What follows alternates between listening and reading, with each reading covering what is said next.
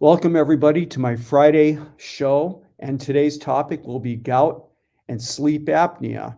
And we start right now. Hi, I'm Dr. Pete. I have a PhD in biochemistry, and I'm a specialist in the area of gout and also other metabolic diseases that are driven by fructose uric acid metabolism, and in particular, the integration with the polyol pathway.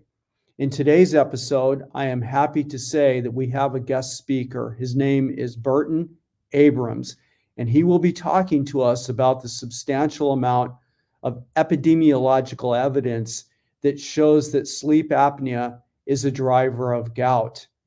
Wait till the very end of the presentation because I will then chime in after the fact to provide a summary of the biochemical evidence, the molecular evidence, non-epidemiological evidence that shows that fructose uric acid metabolism is a driver of gout and other metabolic diseases, number one. And then number two, if you are suffering from sleep apnea, what you should do. Hi, my name is Burton Abrams, and I'm going to be talking about the connection of gout with sleep apnea based on my own experience 20 years ago. So let me start with what I found 20 years ago. In 2003, I trained myself to sleep exclusively on my side in order to suppress my own obstructive sleep apnea. And ever since then, my increasingly frequent arthritic gout flares ceased. Now, this is called position therapy for sleep apnea. It's one of the things that it sometimes is used to overcome the problem.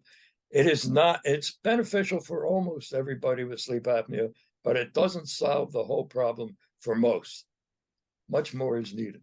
So, word of warning, don't just sleep on your side and assume if you've got sleep apnea, that's going to solve it. You need to see a sleep physician and get it resolved. All right, so to start, I want to make sure that everybody understands exactly what I'm talking about. How do we define sleep apnea?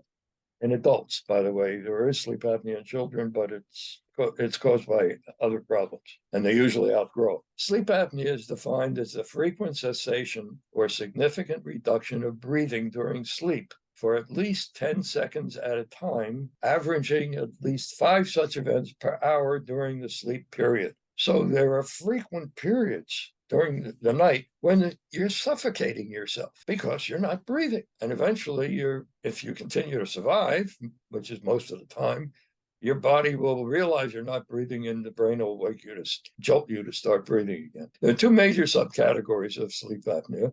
The first is called obstructive sleep apnea, and that's due to repeated transient closure of the airways. During sleep, the muscles relax too much, so they can no longer hold the airway open, and the airway closes up, so you don't breathe. It's very common in adults. In the United States, the best estimates are 34% of men in the US and 17% of women have this condition. Luckily, it's readily treatable. The second type of sleep apnea is called central sleep apnea, which is much less common. That's due to repeated lapse of the brain's breathing control for a transient period of time until the brain wakes up and starts ordering breathing control again. That's much less common, but it's not as readily treatable as the obstructive form of sleep apnea. Here are some of the salient features of obstructive sleep apnea. As I told you, it's very common. In the adult US population, about 25%. It has very serious long-term, often life-threatening consequences if left unresolved, but it's readily resolvable. Unfortunately, it's grossly underdiagnosed. Best estimates are at least 80% of those with sleep apnea have never been diagnosed with it. Now, I'd like to define gout in humans. Unfortunately, this is really a work in progress. Most of the papers and things that I read about gout don't bother defining what gout is. And those that do define it, it's not a uniform definition of it. So I had to try to concoct my own definition, and it's based on two sources. One is a textbook by Turkletaub and Edwards about gout diagnosis and management. These are two recognized experts physicians in the United States who are recognized as experts about gout. And in their textbook, they define gout as the deposition of crystals of monosodium urate, which I abbreviate as MSU, in body tissues and fluids, resulting from a supersaturated concentration of serum uric acid, that is uric acid in the blood, also called hyperuricemia. Now, it's this supersaturated concentration of serum uric acid, which I've already told you is called hyperuricemia, which can be continuous or intermittent, and it leads to the precipitation of monosodium urate crystals. That is a necessary condition and a precursor for gout to manifest in people who are genetically predisposed to gout. Hyperuricemia is much more common than gout. Most people with hyperuricemia never get gout because they're not genetically predisposed to it. Those who are will get gout. All right, so how in the world would the chronic intermittent hypoxemia, that is too little oxygen in the blood, from sleep apnea, cause the intermittent hyperuricemia, that is too much uric acid in the blood, with the precipitation of monosodium urate, which are the crystals which lead to a gout attack in those who are genetically so predisposed? Well, the first thing that happens is there is an increased influx of uric acid into the blood. That's intermittent. That's occurring during the periods when the breathing is reduced, causing a reduction in oxygen in the blood, which injures all oxygen-starved cells. And these cells then cannot oxidize the food that they rely on from the bloodstream. So they have to sustain their lives, they have to rely on what I call a rechargeable battery in the cell. It's actually a chemical called adenosine triphosphate in the nucleus of every cell. And it begins to undergo a chain of chemical transitions, each of which is producing energy for the cell to use to continue its life. This chain of transitions is called nucleotide turnover. The last item in that chain, it culminates irreversibly in the abrupt generation of excess uric acid to be fed into the blood. The fact that it's irreversible is important because that means when the sleeper starts to breathe again, he's going past the period of apnea, he's starting to breathe again, the uric acid does not go back up the chain. It remains as uric acid to be fed into the blood. The second item is that the uric acid in the blood, the solubility of uric acid in the blood is reduced. That too is intermittent because the episodes of hypoxemia, that is reduced oxygen in the blood, lead to a concurrent condition called hypercapnia, which is an excess of carbon dioxide over oxygen in the blood. Now, carbon dioxide dissolves in the blood, or as I put it, in water. It dissolves and forms a weak acid called carbonic acid. So that makes the blood more acidic, which means that other acids are less soluble in the blood, including serum uric acid. That is the acid which we know leads to a gout flare. So we've got more flowing in, we can hold less in solution. And the third thing, there's less flowing out because the chronic intermittent hypoxemia gradually reduces the kidney's glomerular filtration rate, which slows the removal of uric acid from the blood. Now, there's also a short-term effect on the kidneys, which also, during the hypoxic period, which also slows the removal of uric acid from the blood. But even over a long term, that remains. And it takes about 3 months of no sleep apnea for that to reverse, for kidney function to be fully restored.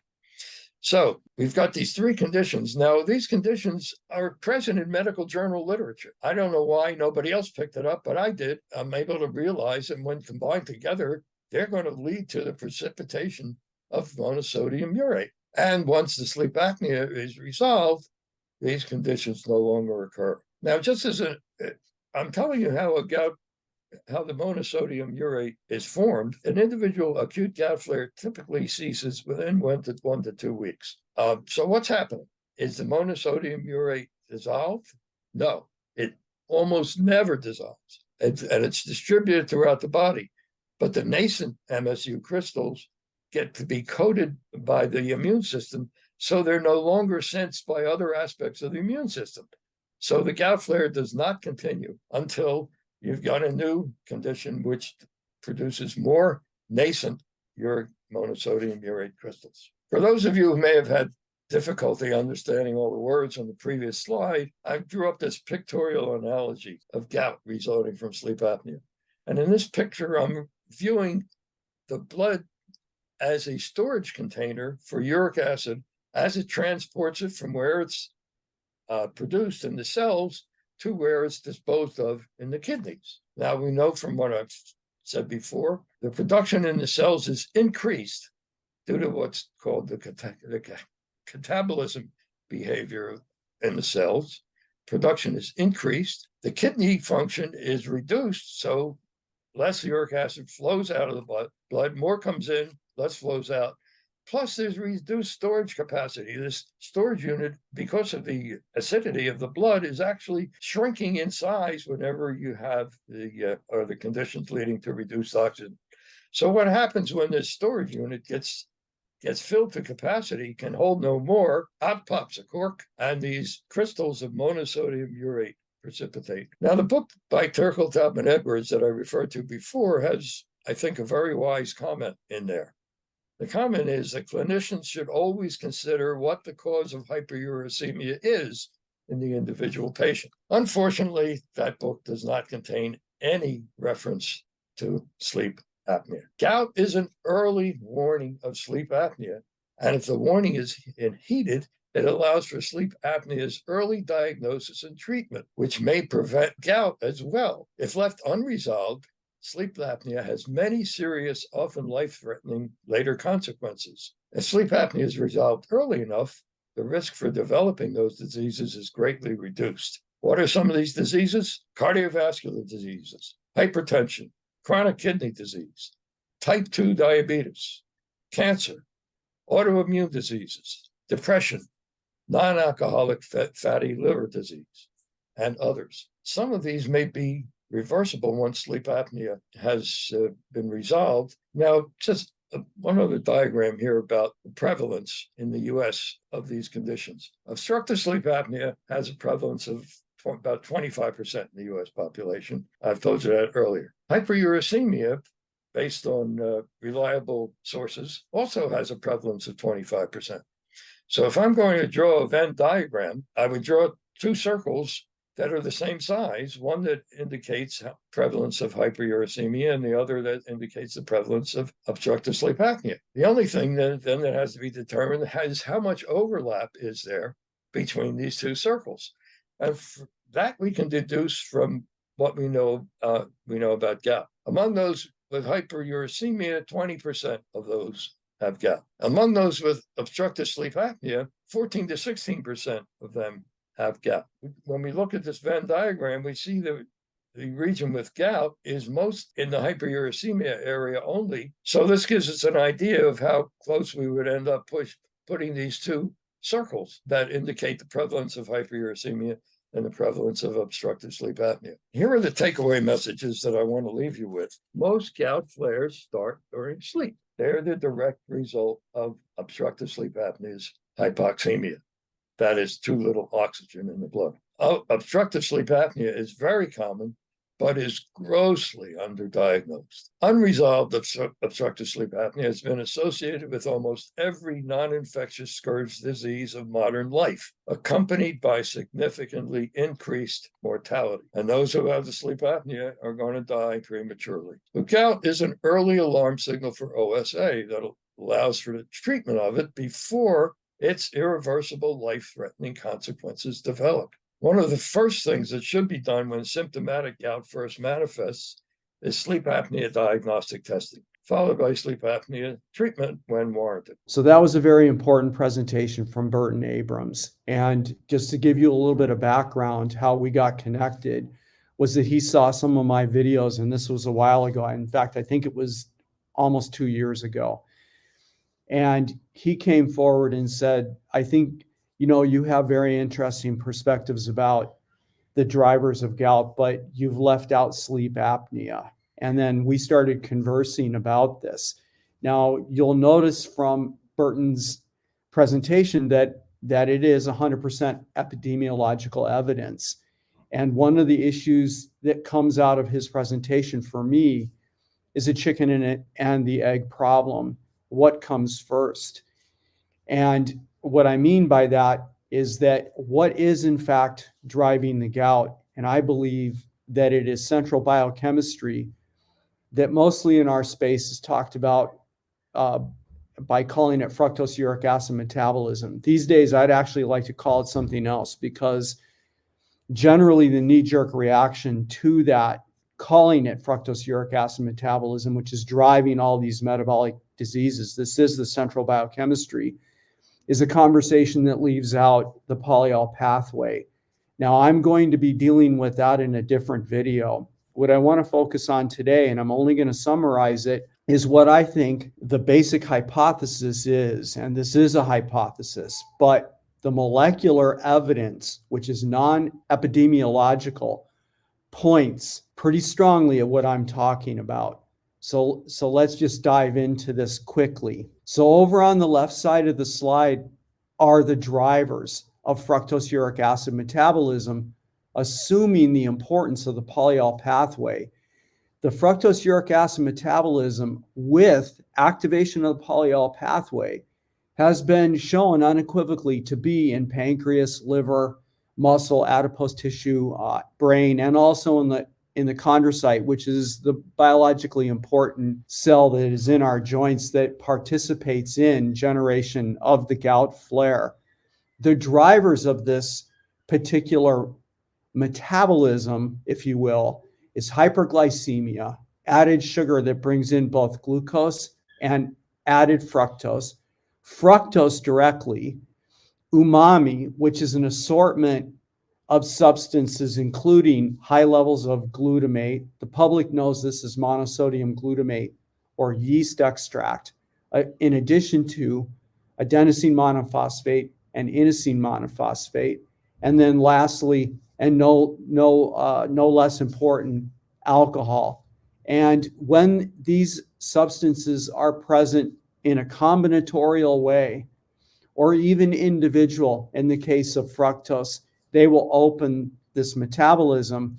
And this metabolism causes a metabolic shift in state from what I call the white state, which is dominated by burning, a mitochondria that is intaking substrate and producing ATP as a result of it, along with other small molecules that participate in the generation of substrate that can be used to do things, to energy for the organism to go about whatever its daily life looks like. When we have the input of these substrates, either individually or together at concentrations that are high enough, we have establishment of what I call the red state.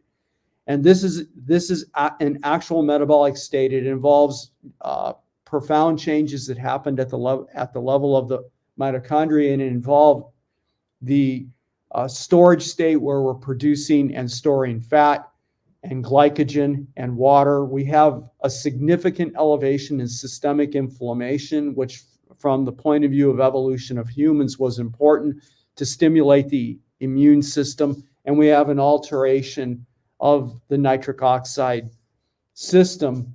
And then depending on the organ you're talking about, the alteration of nitric oxide has serious consequences. When we generate the red state chronically, then this becomes the driver for the full list of metabolic diseases: type 2 diabetes, obesity, the gout condition, Alzheimer's, chronic kidney disease, and so on down the line. Now, what this has to do with sleep apnea are in two main areas. The first, at the top, I write there, alterations in the dental arch and soft structures. This is epidemiological evidence.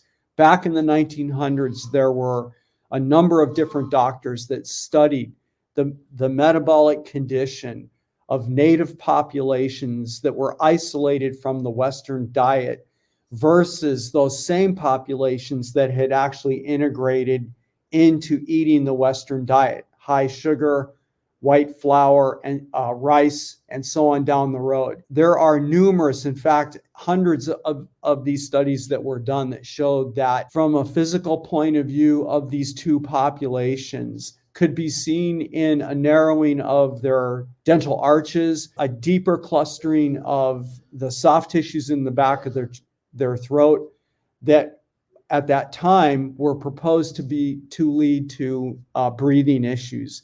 Down below in the red circle listed brain, there's molecular evidence that the polyol pathway is active in brain centers that control sleep. So again, this is a hypothesis that I'm talking about. I don't think it is accidental that when we look at type 2 diabetics, people that are obese, and people that suffer from gout, that such a high percentage of us also suffer from sleep apnea. And I think that the biochemistry that we're talking about here is central to it. Now, one of the things that gets really complicated out there in our space is the discussion of the chicken and the egg. There's a lot of scientists and medical doctors that say that, once somebody becomes obese, that obesity is driving the diabetes and so on.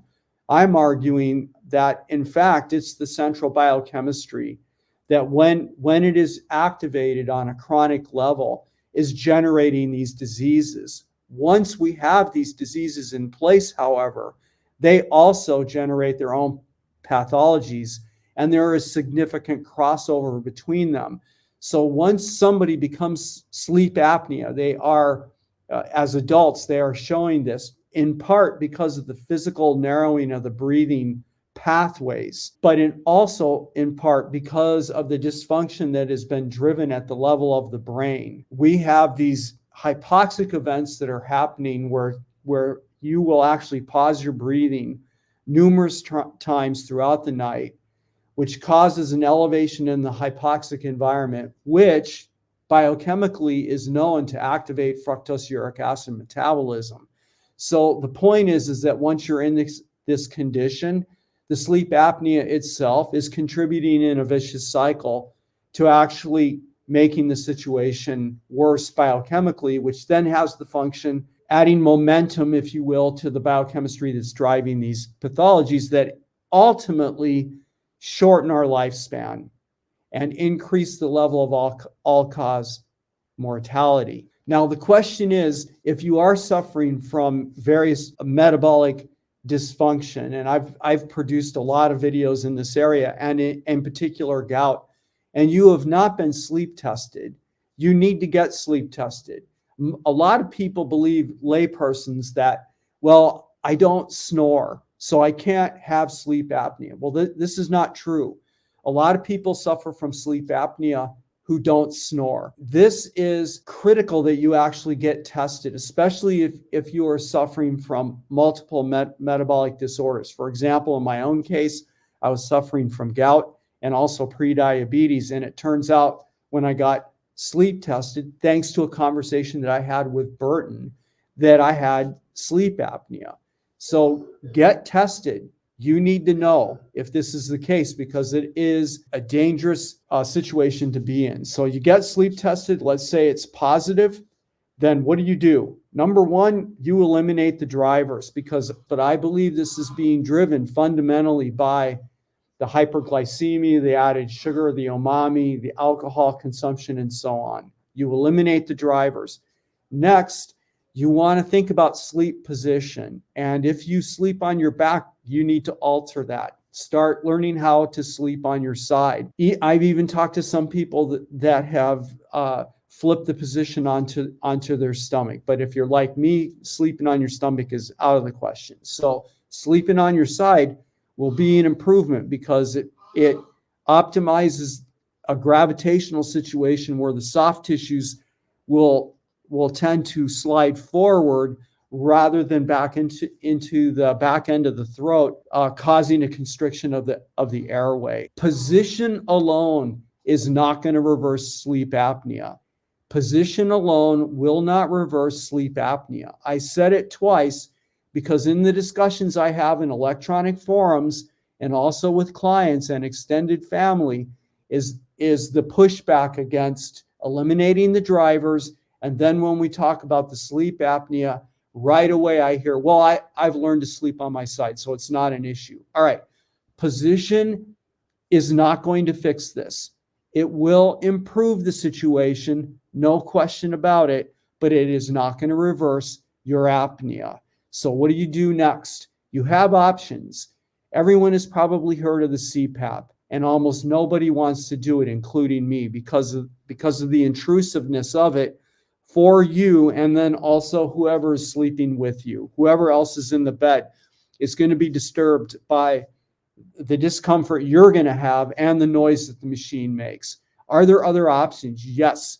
I utilize a mouthpiece. One of the key things that you want to do after the intervention, then you go back and you get sleep tested again. And what you're looking for there is for the complete reversal of the apnea. So I got myself one of these mouthpieces. Then after using it for 2 to 3 months, getting used to it and so on, then I went back and got sleep tested, and I've reversed my sleep apnea at this point. There are also implants that are now available on the market, and you can explore that. In my way of thinking, having multiple interventions is a good idea. So I use my sleep position and also the mouthpiece. If I was to go the implant route, then I would also be exploring the mouthpiece and using them together potentially, because it's really important to eliminate sleep apnea because of the hypoxic events that it generates. The fact that hypoxia activates fructose uric acid metabolism, which also drives these chronic metabolic diseases that I talk about frequently in my videos, and the fact that it drives the gout flare. And if you're interested in asking questions, you want to find out more about these topics that tend to affect all of us, especially in the crowd that is 60 years old or older, here's my email address. Also, you can find me at www.drpeteNT.com and also at www.drpetesgoutintensive.com. And now I also have a Patreon account where I have taken all of the most important lessons that I teach in the Gout Intensive, and I've made this available for a very economical price to the general public. And I'm updating that account all the time to make sure that you have the tools that you need in order to put your gout in remission. Thank you very much. See you next week.